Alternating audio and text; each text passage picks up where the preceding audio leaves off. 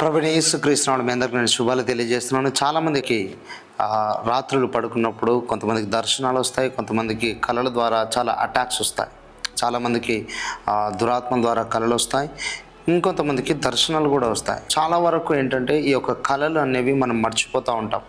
ఎప్పుడైతే ఈ కళలు మీరు మర్చిపోతూ ఉంటారో అప్పుడు దేవుని యొక్క ఉద్దేశం, దేవుని యొక్క చిత్తం కానీ మీకు తెలియదు. అలాగే దురాత్మలు దాడి చేస్తున్నా కానీ దాన్ని తెలుసుకోలేరు. ఒకవేళ మీరు ఈ కళలు కనుక మర్చిపోకూడదనంటే ప్రతిరోజు రాత్రి పడుకునే ముందు కనీసం ఒక హాఫ్ అన్ అవర్ అయినా, ఒక అర్ధగంట సేపు అయినా మీరు ఖచ్చితంగా ప్రార్థించాలి. ఆ ప్రార్థనలో మీరు ఖచ్చితంగా చెప్పాల్సిన విషయం ఏమిటంటే, యేసు నామంలో ఈరోజు నేను పడుకుంటుండగా ఎలాంటి దురాత్మ నన్ను కాంటాక్ట్ చేయడానికి వీల్లేదు, అలాగే దేవుని యొక్క అగ్నికంచను నా చుట్టూ నేను ఉంచుతున్నానని మీరు ప్రార్థన చేసుకోవాలి.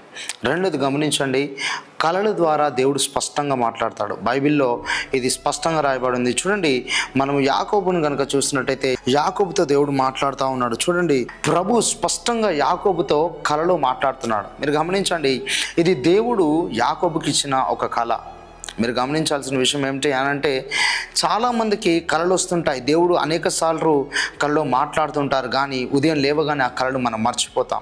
ఆ కళలు మర్చిపోకుండా ఉండడానికి మీరు ఖచ్చితంగా ప్రార్థన చేయాలి. రాత్రి పడుకున్న ముందు మీరు మర్చిపోకండి, తప్పకుండా మీరు ప్రార్థన చేయాలి. గమనించండి, సాతాను ఏ విధంగా చేస్తారంటే ఉదయం లేచే లోపు ఆ కళని మర్చిపోయేలా చేస్తాడు. ప్రతిరోజు మీరు పడుకునే ముందు తప్పకుండా మీరు ప్రార్థించాలి. మీరు పరిశుద్ధాత్మ దేవుని అడగాలి, ప్రభువా నాతో మాట్లాడు, నన్ను దర్శించు, నన్ను యొక్క శక్తి నింపు, నీ స్వరాన్ని నేను వినాలనుకుంటున్నాను అని మీరంటే ప్రభు తప్పకుండా మీతో మాట్లాడతాడు. ప్రభు యొక్క స్వరాన్ని మీరు వింటారు, తప్పకుండా వింటారండి. చూడండి, యాకోబుతో దేవుడు కళ ద్వారా మాట్లాడాడు. ఇదే రోజు రాత్రి, ఏ రోజైతే మీరు ఈ వీడియో చూస్తున్నారో ఇదే రోజు ప్రభు అయిన యేసుక్రీస్తు వారు కళలో మీతో ఈరోజు రాత్రి మాట్లాడును గాక. దేవుడు మిమ్మల్ని దీవించును గాక. God bless you. Praise the lord.